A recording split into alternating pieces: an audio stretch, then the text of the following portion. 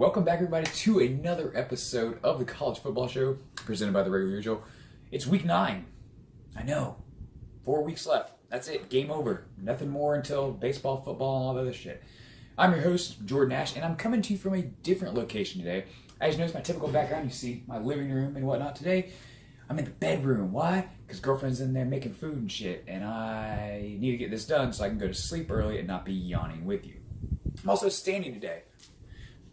So this week, you might see me moving around a lot, back and forth if you're watching the YouTube video. If you're not, you didn't even know I had a video podcast, or a video element to it, head over to the Regular Usual on YouTube. Just type it in, and I should be one of the channels you could subscribe to, and that'd be great if you checked out some of the views, because they are low.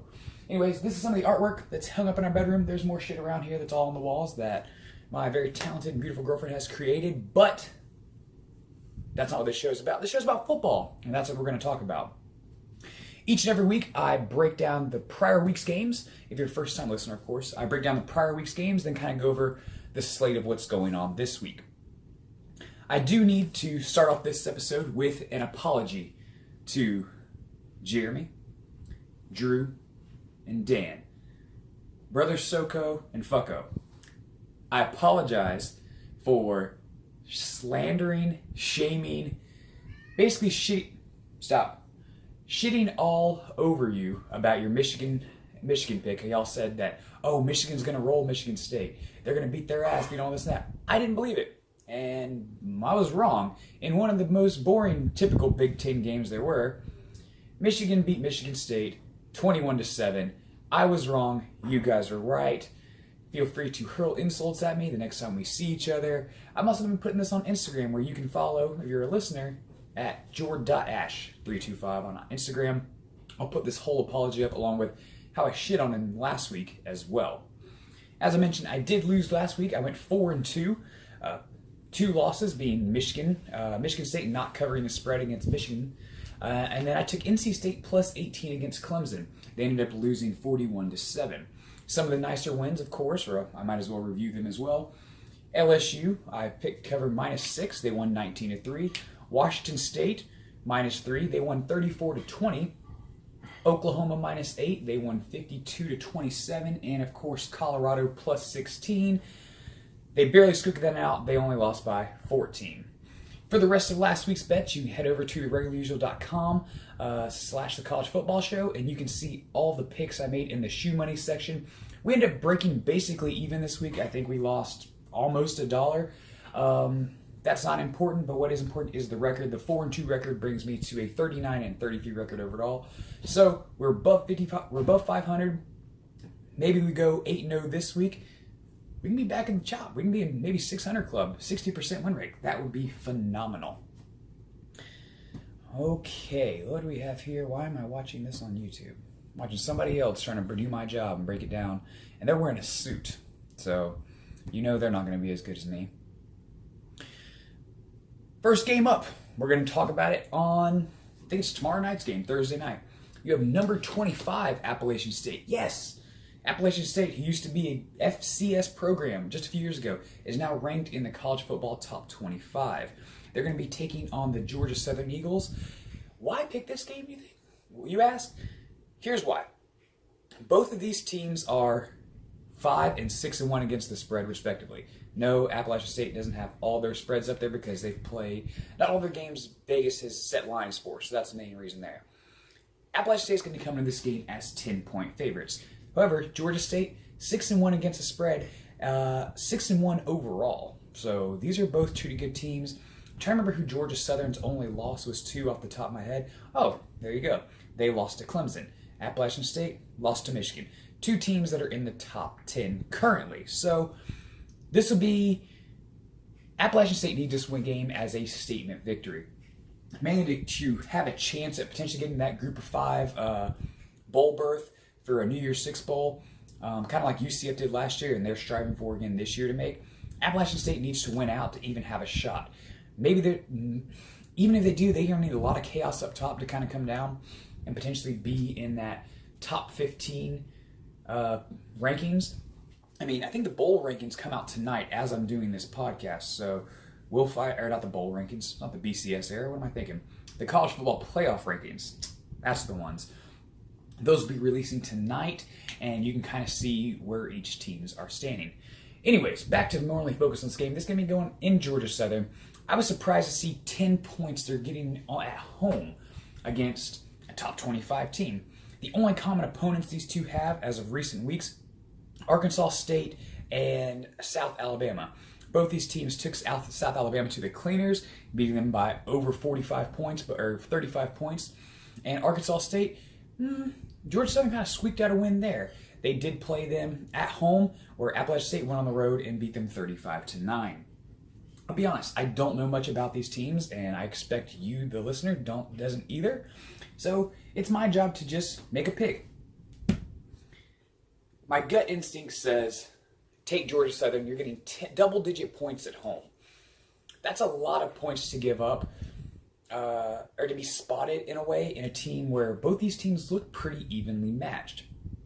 When it comes to kind of the statistical side of things, Appalachian State does have the better offense, averaging 476 yards a game to Georgia Southern's 351. That could be inflated just given to the competition they play. However, I think Appalachian State is a legit team. There is kind of trap game vibes to this one, but I think they'll be ready. They'll come to play. Forget the name of their head coach, but he could be your next big star to maybe take the Louisville job or take the Arkansas job, or, no, not Arkansas because they just got Chad Morris. But one of these schools that's going to have an opening at the end of the year, he could, given his track record, slide over there. Maybe the next Chris Peterson, who knows. Great coaching. Vince, I don't even know who coaches Georgia Southern. That's bad, but I couldn't name the other guy either. So going for the upset here because that's what I want to cheer for more. We're going to take Georgia Southern plus 10 on this one, mainly because of home field advantage. I know you're going to see me come in and out of the camera a little bit more often because I'm having to walk up to circle my stuff versus staying way back here. Moving on. A game that I was surprised at the line, and that's why we're going to talk about it. You have a game that has been kind of a perennial rivalry each and every year, and still is, just doesn't have the luster it used to. You have number 2 Clemson heading into Tallahassee to take on Florida State. Clemson's coming into this game as 17-point favorites.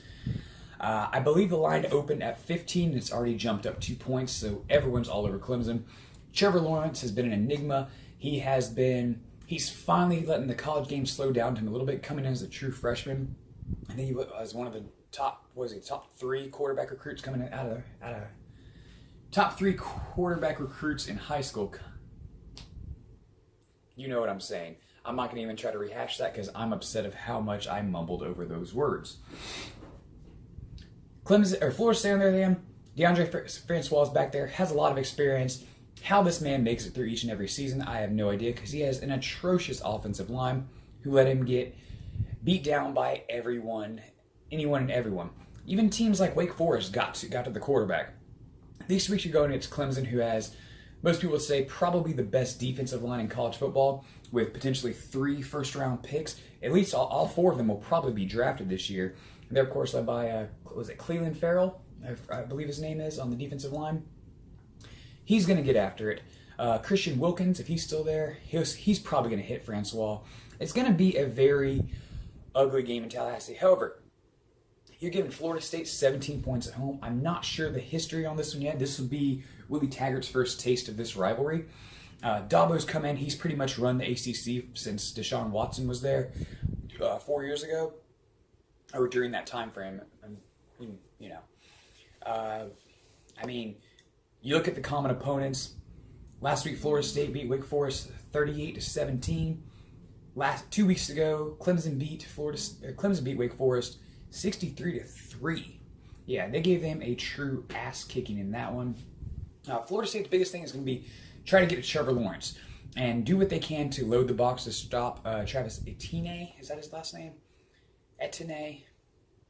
We're going to call him Etienne. I like the way that sounded at first. It rolls off the tongue better. I don't see Florida State scoring a lot of points in this game, especially against Clemson offense. Who knows? Willie Taggart may have some wrinkles up his sleeve. Probably wrinkles on his sleeve as a scumbag coach he is, who secures the bag but has a horrible track record behind him. Hate Florida State. I would love to see Clemson take a little bit of a tumble, but they are kind of the ACC's only chance to make it to the college football playoff. For that reason alone, I'm going to go with Clemson in this one. Give me Clemson minus 17. I wouldn't be surprised if, I'm trying, who's the backup quarterback for Clemson? Not Kelly Bryant because he transferred away. It's the other guy. He has like a very average white name like Blake or Kyle or something like that. Hunter. No, that's Hunter Renfrow. He's the wide receiver who's been there, which seems like forever. Probably some of them will get snaps in the fourth quarter as Clemson tries to just maybe put on some style points and see what happens. So I'm going to go with Clemson on this one to cover by 17. We're going to take a quick little pause session here. I'm going to drink some of this Sierra Nevada Holiday Brewers pack. I might chase it with some LaCroix. I know, double sponsors, double drinks. Shit's wild. Those are both for you, Jeremy. I want to let you know I was taking a sip as you type away on your computer doing work. Anywho, next up, number 20, Wisconsin. Heading into Northwestern to take on the Wildcats. Wisconsin's only a touchdown favorite in this game. Why? Because it's a trap. That's why. 100% trap game here. Wisconsin coming off 2 weeks ago, losing to Michigan pretty handily. Then heading into Illinois, or having Illinois going to Madison. They took care of business there. Northwestern's on a 3-game win streak, looking to make it 4.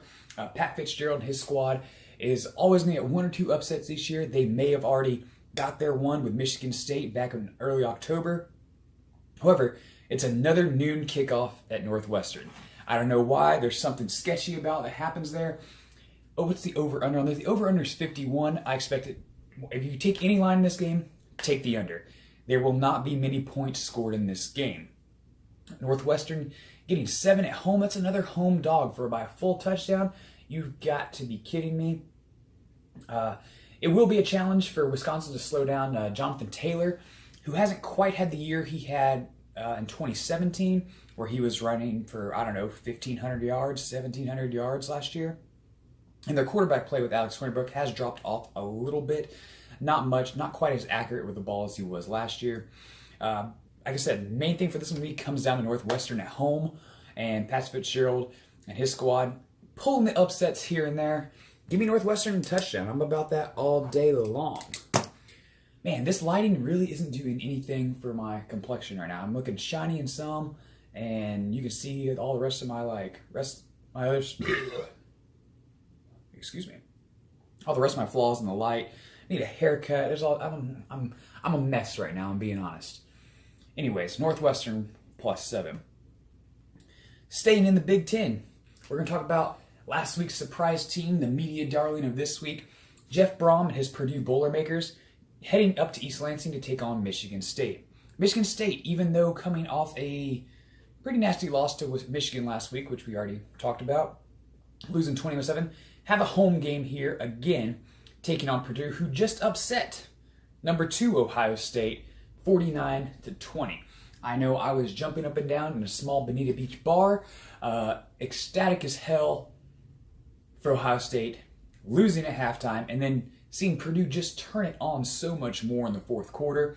It was a sight to see. Even the brothers Soko and Jeremy. Oh yeah, shouts Jeremy for turning 30. Congrats. I mean, you're not getting anything else. I got you a hoodie. All of them were jumping up and down as Michigan fans watching Ohio State lose. I don't know anybody other than Ohio State fans and Kirk Herbstreit, because he's an alumni, who cheered for Ohio State. Everyone fucking hates him because Urban Meyer's a liar. All the dark clouds that surrounded their program before Urban Meyer got there, that's part of the reason they let Jim Trussell go. And I'm still against them since the 2002 Fiesta Bowl, or 2003 Fiesta Bowl, whichever it was, where they got that little bullshit win. I think it was 2002. 2002 Fiesta Bowl against Miami. I've been anti-Ohio State since. Fuck Maurice Corlett. And who's the other guy? Who was the running back? Was it Beanie Wells? I don't know. Craig Krenzel? He was the quarterback maybe. I'm not sure. I hate him. Ohio State? No. Don't care at all. Purdue, coming in off a huge win, heading into East Lansing. All the attention's going to be on Mark D'Antonio and how he can slow down Rondell Moore. Yeah, I made sure to get his name right. who's probably one of the top 5 most electric players in the country. Michigan State, on the other hand, they don't really have that guy. They like to play a slow, grind it out, 350 yards a game. Purdue, up there in the tops, averaging over 500 yards per game. They're starting to hit their stride here a little bit. Coming on, looking to extend their win streak to 5. They lost, they were 0-3 to start the year. Now they've just been win, including the win over number 23 Boston College, who Miami plays Friday night. We're not going to even touch that game because I'm going to be upset one way or another and stressed out Friday night. And I've learned my lesson from last week or the week prior in Vegas.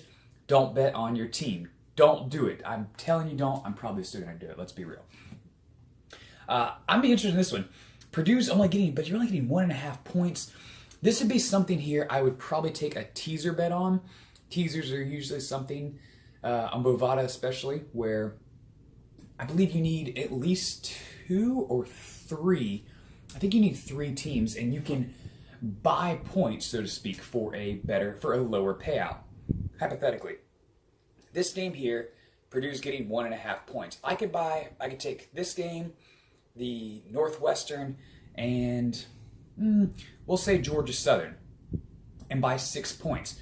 What that would mean is you have Purdue's now getting 7.5 points on the road, Northwestern gets 13, and Georgia Southern gets 16 points. Sounds like a pretty good game. As long as it can lose, they just have to cover within that amount of points. Same like we've been doing. But all 3 have to hit for you to get paid. Very similar to a parlay. This big game, it's very hard. I just want to cheer for Purdue. I love watching Jeff Brom and his squad. They're a very exciting team to watch. Let's see. I think Purdue is actually, they're 3-1 in the conference. A win over Michigan State will put them right up there with Northwestern. Damn, Northwestern Wisconsin over here trying to play for whatever Big Ten North or South or Legends and whatever. You know what the fuck I'm talking about. That type of stuff there. I'm going to jump all over Purdue. Purdue's hot right now. Michigan State's going to know that. They're going to want revenge, though, and do everything they can to slow down Purdue. Might as well roll with the dogs, you know? It's easier to roll with the underdogs because everyone likes a good underdog story. We're going with Purdue. In Purdue, probably +1, maybe +2, depending on what I get the line at after I record tonight. And we'll see what happens. Let's go Boilermakers. Aha! Game day, Jacksonville. World's biggest outdoor cocktail party. Number 9, Florida, taking on number 7, Georgia. Neutral territory on this one. Georgia's going to come to this game as 6.5-point favorites. You got to remember, Florida had a decent win both these teams were on byes last week, so they've had plenty of time to prepare. Florida's only loss, of course, was to now number 12 Kentucky, and Georgia, of course, 2 weeks ago lost to LSU. This is a battle. Whoever comes out on top is probably going to have to take on Kentucky. And let's put it this way: if Georgia ends up playing Kentucky whenever that time their season, whatever that happens in their schedule, one of these 3 teams is going to win the SEC East. There's a chance that maybe, I don't actually know how that's going to happen. You got to think of 3-way tiebreakers. You got Kentucky, Florida, and Georgia all at 4-1 in the conference. Lose this game and you're out. You're in the driver's seat if you win this one. Florida, been better than the experts think. I know I'm not an expert, but I'm considering they are better than expected. The offense has kind of started to come along a little bit more than they did earlier in the year under Dan Mullen. Georgia's, on the other hand, seems to kind of taken a step back. Maybe just LSU made them look pedestrian and look a lot of their plays pretty vanilla play calling. They couldn't get anything going on the ground, which really hurt Jake Fromm throwing the ball, and they had to play from behind. Similar to Alabama. Alabama hasn't played from behind yet. I think Georgia's built in that same regard. Kirby Smart's built that program almost in a duplicate image, but I think with a little bit, he's going to be getting the firepower when it comes to your skill position players. He has it on his offensive line. His defense is definitely not quite there yet, but it's coming on. Florida's been waiting in the wings for a while now, looking for a quarterback for it seems like the past decade, and looking for someone who isn't a defensive-minded coach. I think Jim McElwain was kind of a help. We need somebody hired, similar to Al Golden in Miami. Dan Mullen's the guy that a lot of the Gator Nation really wanted in there. I didn't reach out to my Florida friends this week. Wes, Pat, Jake. Sorry, didn't really kind of include Joe in. However, I'm assuming you feel like I do. This game comes down to potentially a field goal, and Florida getting 6 points. Might even get them at 7. I think Florida might be able to hang with them. Just Georgia's flustered. It'll kind of be this is traditional chess match. That's all it is. Georgia, of course, having a little. I probably could put them a little bit ahead of Florida defensively. Offensively. Florida's defense is going to have the upper advantage, in my opinion, on Georgia's. I think, wow. If Florida can run the ball, which doesn't, looking at numbers right now, doesn't seem like Georgia allows a lot of that to happen, the Gators could be in for a very long day, and they could get washed early. I'm Team Chaos. I want to see the top get all shaken up, although I hate the Gators as well, though not quite as much as Ohio State. For my Florida friends, I'll be on your team this weekend. I'm going to be pulling for the Gators. Give me the Gators plus 6.5, potentially getting them at a full touchdown. Jesus Christ, it seems like it never ends. We're going back to the Big Ten. Again, this is Big Ten do or die weekend, I guess. I don't know what type of ESPN College Game Day graphics is going to come up, but you've got all the best teams in the Big Ten playing this weekend. It starts here with which could have been another top 25 matchup or potential game day location this week. Number 18, Iowa, taking on number 17, Penn State in Death Valley. Or Happy Valley. What is it? What do they call their stadium? I thought their stadium was called Happy Valley. Man, whatever. They're going into Penn State, Jerry Sandusky Field, Beaver Stadium, whatever you want to call it. I don't care. Penn State's coming to this game also 6.5-point favorites. Very similar layout to Florida and Georgia. These teams here don't know much about Iowa. Somehow they are in the top 18. 6-1 team who hasn't had a loss in their only loss, Wisconsin. Penn State, on the other hand, they have to win out. Like that's it for them. They have to win to have a shot to win the Big Ten title and cheer for chaos as well. If James Franklin wants to make it to New Year's Six Bowl, he really needs to pull the upset. Handle business this weekend. You've lost to Penn State or lost to Ohio State and Michigan State. They really seem to struggle against more upper echelon teams.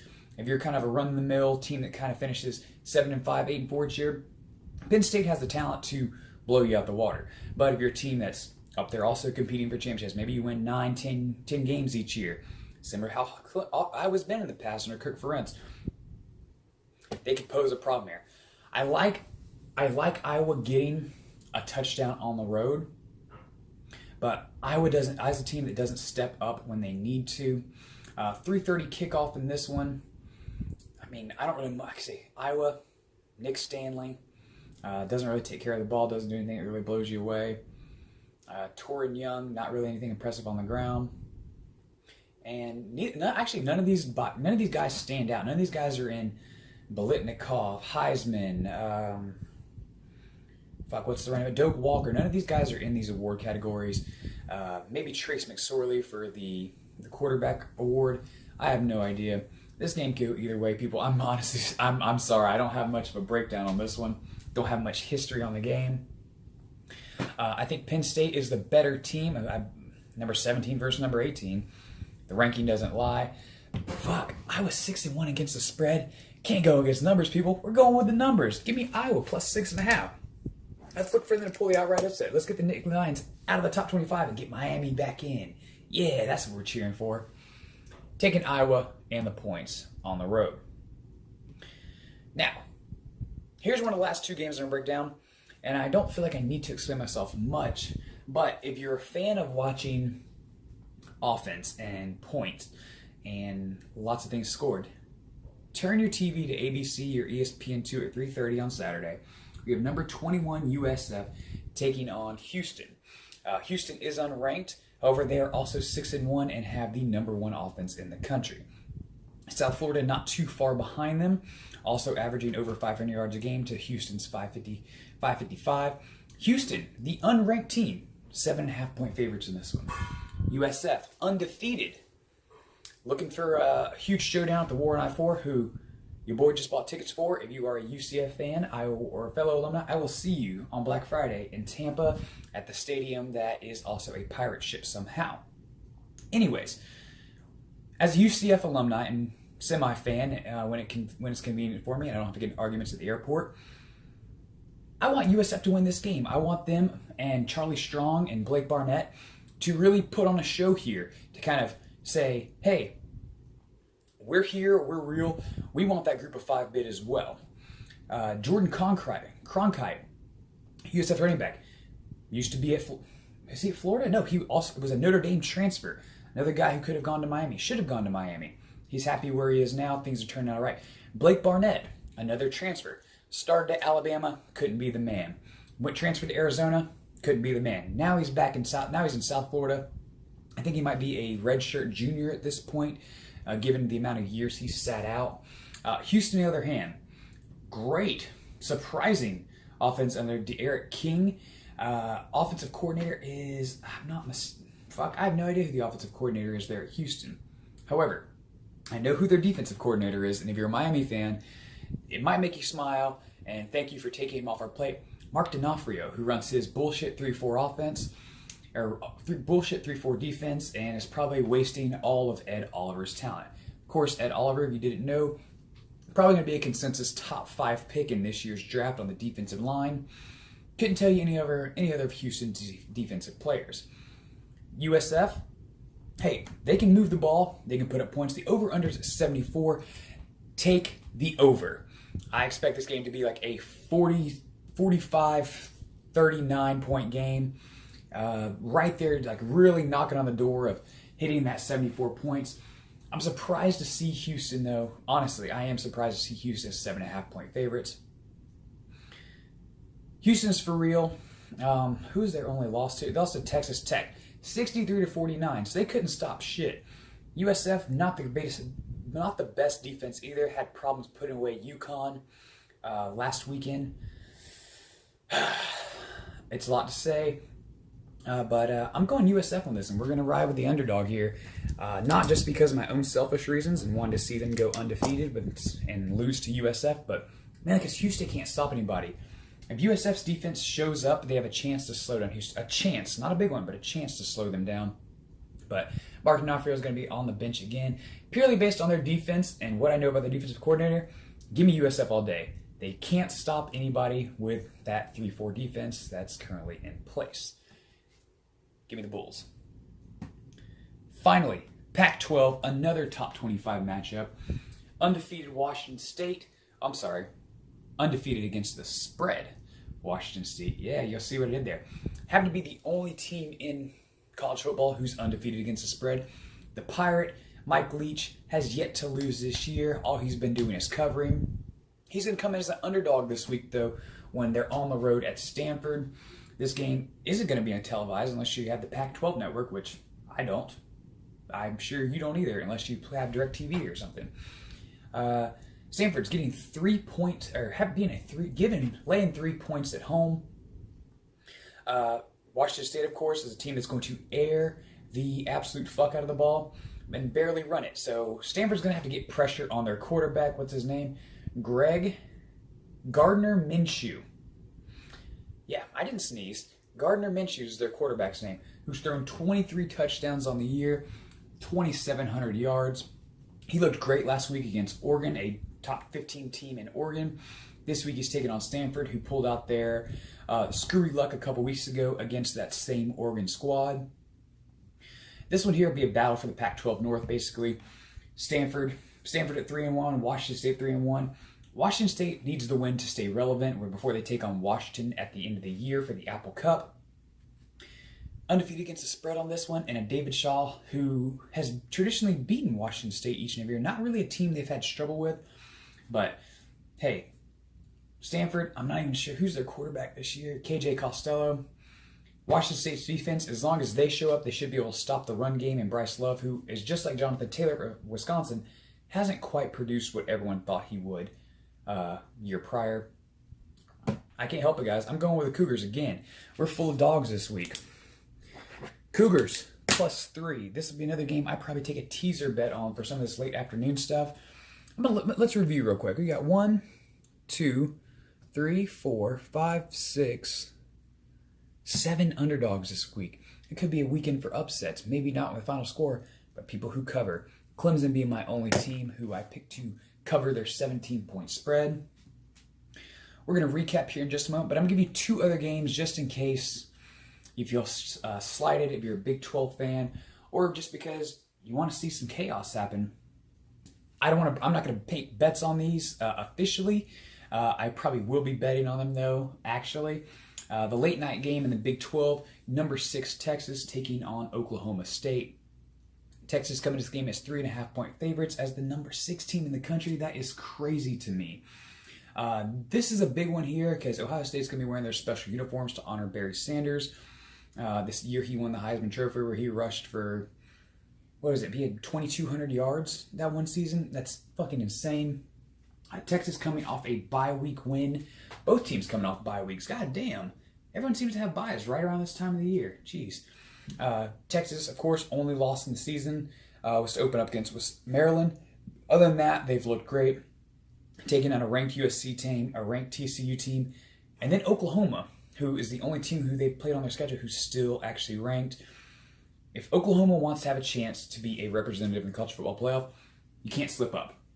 They're going to play at West Virginia. They have a good shot of playing Oklahoma again. They can't slip up against a team like Oklahoma State. Mike Gundy and his squad can score points, but Texas defense is for real, in my opinion. I think they are a quality defense for Big 12 standards. And if I had to pick this one, I would take Texas here on the road in Oklahoma State. And finally, the last game I'll touch on will be an offensive shootout between Texas Tech and Iowa State. Iowa State, of course, having the wins over previously mentioned Oklahoma State and West Virginia last weekend, or 2 weekends ago. They've been preparing for this one. Texas Tech, if they lose this one here, or maybe lose 2 more games this season, finishing at 8-4, don't be surprised if you see Cliff Kingsbury getting the cut with his Ryan Gosling looking ass. He could be on the ropes and be gone. And I would love to see him as an NFL offensive coordinator someday. Don't be shocked if it happens. Iowa State's getting 3.5 points at home, even only being 3-3. Weird things happen in Ames. This could be another weird one that definitely happens there. Both these teams not too bad against the spread. Over-unders at 56, which is surprising. If I had to pick, guys, I would take the over, and this one I probably wouldn't touch the points. I would lean towards Texas Tech, but if you want to know what I actually pick, head over to the podcast page, theregularloser.com. Scroll down, you can see all the picks I make for each and every week, each and every game. I update them on Mondays or Tuesdays just to kind of get ready in preparation for each week's podcast. And that's it, people. I don't have nothing else to say. I've blown through this one. I blew through the last ones. That 30-minute mark is kind of be the sweet spot we're at. Again, if you have any questions, comments, or concerns, feedback, positive or negative, please send it in to me. Let me know. You can hit me up on social media, Twitter, J-325, Instagram, Jord.325, and of course, call the hotline. Tell me where I was a fuck up. Tell me where I was an idiot. Jeremy, I'm talking to you. 813-856-9093. Holy shit, I just remembered that on the first try. It's finally sticking after having it for almost a year. That's it. I've been talking very fast. Some of you are probably anxious of how fast I've been talking. So we're going to wind this episode out. We've got a little bit of beer here. We're just going to slug this one and call it a night.